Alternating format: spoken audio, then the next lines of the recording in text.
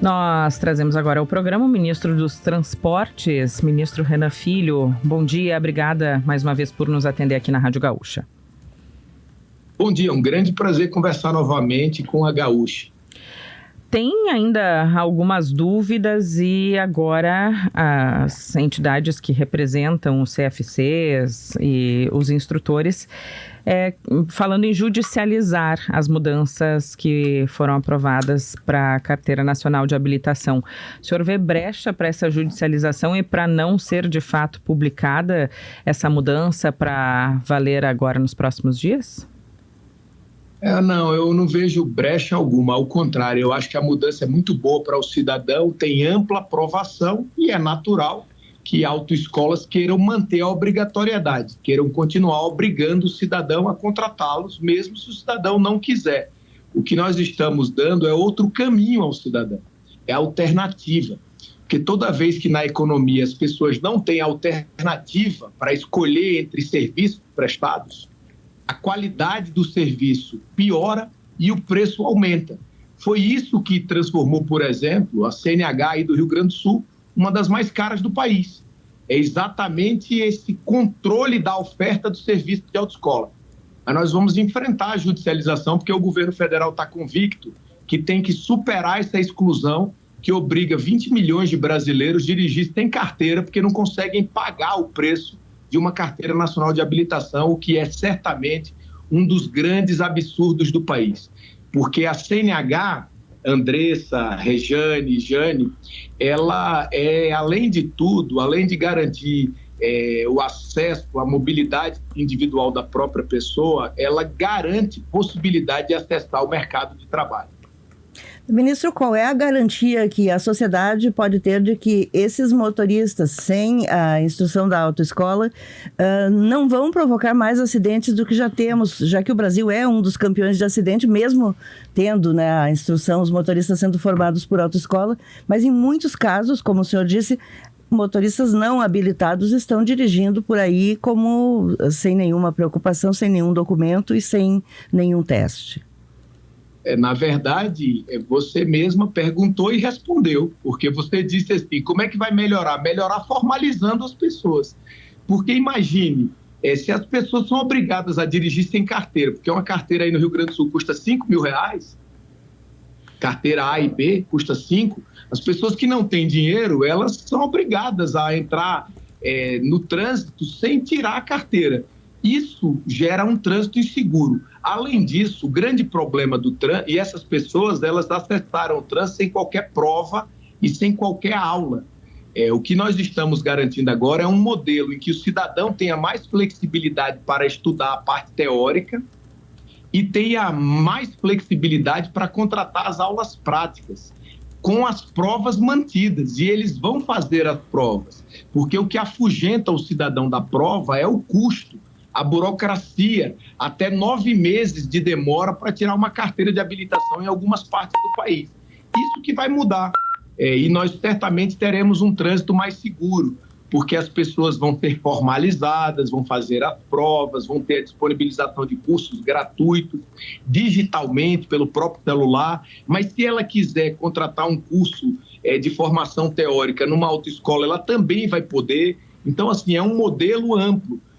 Não acaba com a autoescola. A autoescola continuará, ela só não será obrigada para todo mundo, porque não é justo obrigar as pessoas a passar por uma autoescola quando elas não têm o dinheiro que a autoescola cobra. Quer ver uma coisa, Andressa, Rejane e Jane? Imagina que para passar no vestibular e da UFRS, o Estado dissesse que o cidadão gaúcho ou brasileiro, para passar aí, tivesse que fazer o curso tal. O Estado não diz isso. O Estado diz que a pessoa tem que passar no vestibular. A pessoa estuda da maneira que ela achar adequada, se prepara da maneira que ela achar adequada. Então é isso que está sendo alterado, é dar o protagonismo à escolha do cidadão, e não a um sistema de formação que, infelizmente, levou a um trânsito muito violento. E o que eu acredito é exatamente no contrário, é que quando flexibilizar, deixar o cidadão ter direito de escolher, ele vai encontrar um caminho melhor para a sua formação e isso vai melhorar a formação individual e, por consequência, a formação coletiva. Bom, e sobre o preço da carteira? Ontem nós abordamos isso aqui com o diretor do Detran e ele falou que se deve ao custo e que teria que passar por uma reavaliação. Entendo que agora essa pressão de não ter a exigência pode reduzir o custo disso, mas o que mais pode se fazer para reduzir o custo da carteira, principalmente aqui no Rio Grande do Sul e outros estados que têm um valor bem mais alto do que nos demais locais? Olha, aí no Rio Grande do Sul, por exemplo, as taxas do estado, do Detran, elas até são abaixo da média nacional, mas a autoescola é bem mais cara do que a média nacional. Além disso, os custos de uma carteira são 3, divididos em 3 principais grupos. O primeiro, os custos da formação, a aula teórica e a aula prática, tá? Que levam às provas teóricas e práticas. O segundo são os exames. E o terceiro são as taxas do Detran, que elas devem ser utilizadas somente para cobrir os custos desse processo. Taxa não pode gerar o enriquecimento do órgão. Então, o que eu digo a vocês é que nem tudo está nessa resolução, mas nós vamos enfrentar todos os custos, que a ideia do governo federal é reduzir em até 80% o custo da carteira. Isso vai ser uma revolução no Brasil, porque esse ecossistema ele consome 15 bilhões de reais das pessoas por ano. 15 bilhões. Por isso é que tem o lobby, é que tem a necessidade da judicialização, porque esse dinheiro vai para aí. Se a gente baratear isso, esse recurso vai para outras áreas, vai para o comércio de maneira geral, vai para a contratação de outros serviços, vai para a vida do cidadão, pagar uma conta que ele precisa. E muita gente não tem o dinheiro de pagar. Então, além dos 15 bilhões que pagam, ainda tem muitas pessoas que não conseguem acessar a carteira formalmente porque não tem o dinheiro de pagar. Então, isso é uma mudança bastante considerável, muito apoiada. Eu quero dizer aí a gaúcha, que escute as pessoas também, não escute somente o segmento que vende ao cidadão. É importante escutar o cidadão também, o desabilitado, o jovem, que precisam acessar o mercado de trabalho, porque, na verdade, a solução é para a sociedade como um todo. Eu queria voltar algumas casas com o senhor para explicar o que fica obrigatório. O senhor citou aí exames, taxas, a prova, sai essa obrigatoriedade de curso teórico e prático. O que será obrigatório e quando essa resolução vai ser publicada para valer de fato? Não, o curso teórico, ele segue obrigatório, só que eu vou disponibilizar gratuitamente. O que cai é que era obrigatório 45 horas aula. Essas 45 horas aula, que antes o cidadão tinha que fazer online ou presencialmente, com uma empresa fiscalizando se ele estava ali presencialmente ou não, agora o cidadão vai poder estudar da maneira que ele quiser. Ele vai poder estudar, por exemplo, uma diarista que trabalha em Porto Alegre, mas reside na região metropolitana, ela pode, ao pegar o ônibus, estudar, fazer o curso durante o percurso de ida e de volta. Ela não vai precisar perder dia de trabalho para poder comparecer às 45 horas aula. Isso é uma grande mudança para o cidadão, mas vai ter que passar na prova, porque vai ter uma prova. Então, quem conseguir passar, já segue. Quem não conseguir, aí pode fazer pedir uma ajuda, contratar um professor particular, ir numa autoescola. Isso é dar protagonismo ao cidadão, conforme a comparação que eu fiz no vestibular. Uhum. Depois do curso teórico, a pessoa vai fazer os exames médico e psicológico. E depois, pela resolução de hoje, né? E depois ela vai fazer as aulas práticas. As aulas práticas antes eram 20, no mínimo. Então, todo mundo que sentava na autoescola já tinha que contratar 20 horas, mas, obviamente, cada pessoa precisa de uma quantidade de horas. Tem gente que precisa de 6, tem gente que precisa de 8, tem gente que precisa de 4. Tem gente que foi levado a ser obrigado a dirigir de moto e precisa de menos aula, precisa de 2. Então, cada cidadão vai chegar e vai combinar com a autoescola ou com o instrutor autônomo quantas horas ele vai precisar para ser formado. Ele vai fazer a seguinte pergunta: você precisa de quantas horas para me ensinar a dirigir um veículo? E o dono da autoescola vai dizer para ele, olha, eu preciso de 6, de 8, de 10, e essa negociação vai gerar uma inovação na sociedade. As pessoas vão aprender outras maneiras de ensinar, e isso vai flexibilizar, vai permitir uma negociação. Por isso que a autoescola não quer, porque a autoescola queria dizer a ele assim, eu vou lhe vender 20 horas, porque é o governo que obriga. Sempre foi assim que foi dito ao cidadão.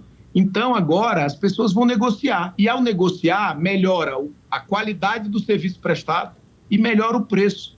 E depois que ela fizer as aulas, dentro da negociação, o mínimo obrigatório, como você disse, é 2, mas as pessoas podem contratar a quantidade que elas precisarem para aprender, ela vai fazer a prova prática do Detran, que ela vai ter que mostrar no Detran que ela sabe conduzir um veículo. Esse é o processo.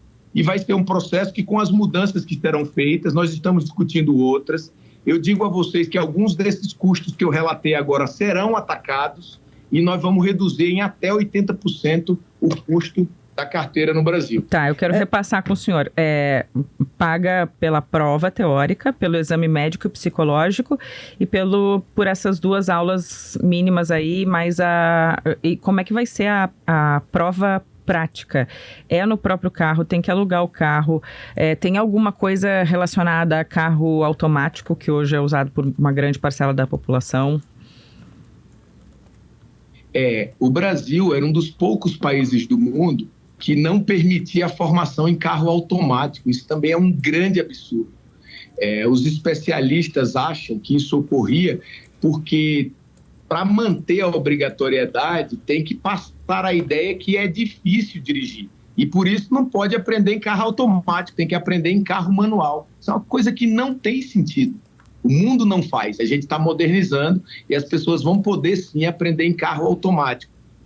A prova prática do Detran, ela é organizada pelo próprio Detran. Nós vamos regular as linhas gerais para baratear, para padronizar nacionalmente, que nós somos um país. Tem lugar que o Detran faz uma prova, tem lugar que faz uma outra. Então, assim, a gente está padronizando com as melhores práticas internacionais a fim de racionalizar o processo. E o Detran vai seguir fazendo a prova prática. Tem Detran que exige que o cidadão alugue carro. Tem Detran que o cidadão pode levar carro. Tem Detran que tem carro próprio. Eu não vou mexer nessa questão nesse momento, porque o Brasil é uma federação e há atribuições para os governos estaduais e para os Detrans. Eles vão ter condição de se organizar. Nós estamos mudando para simplificar e para padronizar nacionalmente a prova prática e criando regras gerais que podem baratear. Mas cada Detran vai seguir podendo tomar a decisão se aluga carro, se compra carro próprio, se usa o carro da autoescola. Eu não entendi ainda sobre o carro manual e automático. Vai ter possibilidade de usar o carro automático numa prova, por exemplo? Sim, vai ter possibilidade de usar o carro automático numa prova, sim.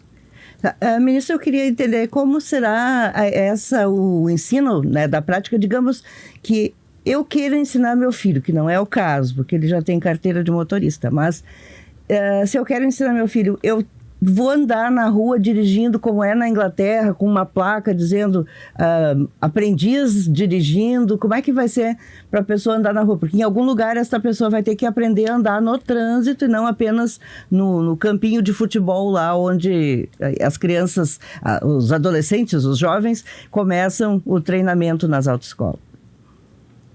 Não, você não vai poder ensinar seu filho, mesmo não sendo o caso, como você colocou.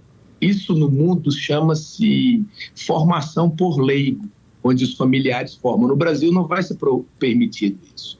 O que vai ser permitido no Brasil são 2 caminhos, ou contratar uma autoescola para a formação, ou um instrutor autônomo. O instrutor autônomo quem é? É um sujeito que tem um curso, é credenciado no Detran e vai poder formar as pessoas. Esses são os 2 caminhos que serão possíveis no Brasil. As autoescolas, elas eram obrigatórias, você não podia contratar um instrutor autônomo, apesar da lei de instrutor autônomo já ser antiga, mas ela não tinha efetividade, que agora nós estamos mudando para permitir que um instrutor autônomo possa dar aula. Então, isso vai levar a instrução a muitas cidades que não têm autoescola, a muitos lugares que têm dificuldade. Isso vai gerar competitividade, né, na economia entre o instrutor autônomo e a própria autoescola. E isso certamente vai melhorar para o cidadão. Ainda em relação ao prazo, essa parte passou aqui para a gente, como é que vai ser agora a resolução, se já vai ter todos esses fatores que o senhor trouxe aqui, do uso do carro automático, dessa nova normativa, tudo isso já entra nessa resolução e quando ela entrará em vigor? A resolução ela já foi aprovada. Para entrar em vigor, ela precisa ser publicada. O que nós estamos vendo? Hoje nós vamos fazer uma reunião às 14 horas com a Casa Civil, para verificar a entrada, a publicação da resolução. Todas essas questões que nós tratamos aqui, elas já estão contidas na resolução e nós esperamos publicar o quanto antes, essa semana, no máximo no início da semana que vem. Eu tenho uma outra dúvida ainda antes de a gente passar para outros assuntos, ministro, que é em relação à reciclagem. Hoje, quando um motorista atinge o número máximo de pontos por multa, por infrações, ele tem que passar por uma reciclagem. Como é que fica isso a partir de agora? Nós não estamos mexendo nisso nesse momento, porque esse condutor é o condutor infrator, é aquele que, no trânsito, ele recebeu pontos, né? Sim. Então, nesse momento, nós estamos tratando da primeira carteira, da carteira de habilitação para as pessoas que não têm carteira. Num segundo momento, depois de observarmos o resultado disso tudo que está sendo feito, nós vamos aí tratar de várias outras questões. Essa questão da reciclagem, as carteiras CDE, que também não estão tendo alterações consideráveis nesse momento para o condutor, né? Mas eu acredito que adiante a gente precisa modernizar também, mas para não mexer em tudo de uma vez só, a gente vai fazer primeiro essas mudanças nas carteiras A e B. E vai vir uma novidade interessante aí, que nós vamos fazer um estímulo ao bom condutor, que é uma coisa que também não tinha na lei. Sabe o bom pagador? Aquele que antes só tinha o Serasa. Aí criou-se o cadastro do bom pagador, que quem é bom pagador paga menos juros. Da mesma maneira que, por exemplo, quem não sofre acidente, mas tem um seguro, o seguro é mais barato, porque a pessoa não sofre acidente, ela tem regularidade em não sofrer. Então, ela paga um seguro mais barato do que aquela que sofreu um sinistro no seu veículo anteriormente. Agora, nós vamos criar o Cadastro Nacional do Bom Condutor. O bom condutor, ele vai ter facilidade para renovar sua carteira, porque não tem sentido você burocratizar a vida do cidadão que ajuda o trânsito. Isso vai ser facilitado também, vai ser uma grande novidade positiva para todo mundo que tem carteira. O bom condutor vai ter a renovação da sua carteira facilitada, enquanto esse que a senhora se referiu, que é o que leva a ponto, aí ele vai ter que conversar com os órgãos de fiscalização, com o próprio Detran, para renovar sua carteira, porque ele perdeu, mas perdeu porque levou ponto. Ainda tem dúvida de ouvinte aqui, a partir da publicação no Diário Oficial, já começa a valer imediatamente ou tem um tempo para adaptação? Como é que vai ser isso a partir de agora? E se esses autônomos, os instrutores autônomos, já são cadastrados, são os que trabalham hoje em autoescola, vão ter que se virar de alguma outra forma? E uma outra pergunta, ministro, a respeito de quem já está em processo. Já fez as aulas teóricas, já fez a prova teórica. Precisa cumprir com o contrato que já fez com o CFC, de fazer as 20 horas práticas? Não precisa? Como é que vai ser para quem já está em processo de tirada de carteira? Os instrutores, todos que são instrutores hoje, poderão ser instrutores autônomos se desejarem. Além disso, nós vamos disponibilizar a formação para instrutor autônomo. Isso também será um caminho para quem deseja ser instrutor, mas como eu respondi anteriormente, só vai poder ministrar aula prática quem for instrutor ou credenciado via Detran, instrutor autônomo, ou uma autoescola também credenciada. Com relação, você perguntou uma outra questão que eu terminei não me... sim, sobre quem está fazendo já, quem já está em processo de retirada de carteira. Exatamente. Quem está no processo da carteira, por exemplo, contratou 20 horas. Se já pagou, pode fazer um entendimento com a autoescola, porque há um ato jurídico perfeito. A autoescola pode dizer para ele assim, olha, você já está pronto, eu vou acelerar a sua formação e se você for aprovado lá no Detran, você segue caminho no entendimento. Se não, a autoescola dá as 20 aulas, porque se o cidadão quiser, ele pode exigir que as 20 aulas sejam dadas. Como ele pagou antes do processo, esse processo precisa ser concluído da maneira com a qual ele foi contratado. Então, assim, o que pode haver é um entendimento. Eu inclusive, coloquei essa possibilidade na resolução, um entendimento entre a autoescola e o aluno para, no caso a caso, fechar o entendimento entre eles. Ou então, a autoescola cumprir aquilo que estava no contrato e o aluno também.